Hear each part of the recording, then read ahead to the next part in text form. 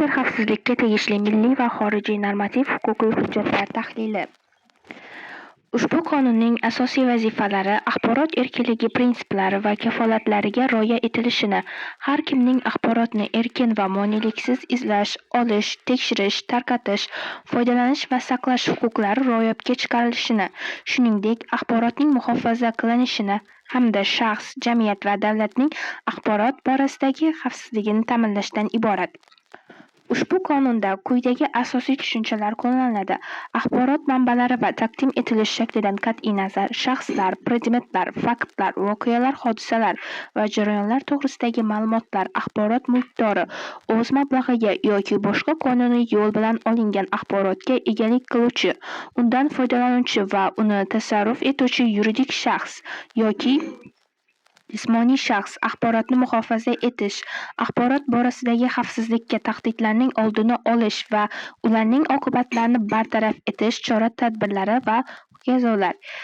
Elektron hisoblash mashinalari va ma'lumotlar bazasi uchun dasturlarni huquqiy muhofazalash haqidagi O'zbekiston Respublikasining qonuni.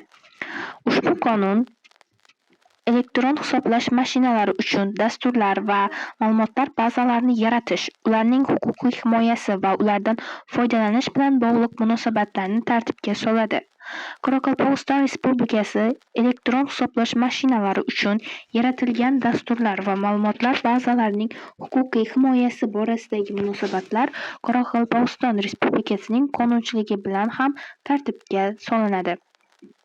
Ushbu qonunda qo'llaniladigan asosiy tushunchalar ma'lumotlar bazasi obyektiv shaklda ifodalangan hamda elektron hisoblash mashinalari yordamida topish va ishlov berish mumkin bo'ladigan tarzda bir tizimga solingan ma'lumotlar majmui. Elektron hisoblash mashinalari uchun yaratilgan dastur obyektiv shaklda ifodalangan hamda muayyan natija olish maqsadida EXM shoxobchalari va boshqa kompyuter vositalarining ishlashi uchun mo'ljallangan ma'lumotlar va ko'rsatmalar majmui.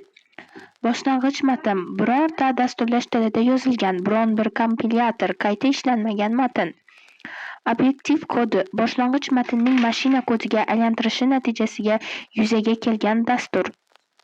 Kiberxavfsizlik markazi tahlillariga ko'ra, 2019-yilda internetning milliy segmenti veb-saytlarida 268 ta kiberxavfsizlik insidenti aniqlangan.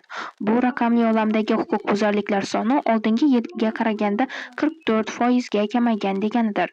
Shulardan 222 ta kontaktni ruxsatsiz yuklash, 45 tasi deface, veb-sayt sahifasi boshqa, masalan, reklama joylashtirilgan sahifaga almashtirilishini anglatuvchi xakerlik hujumi va bittasi yashirin mayning kriptovalyuta platformasidagi yashirin faoliyati ulushiga to'g'ri keladi.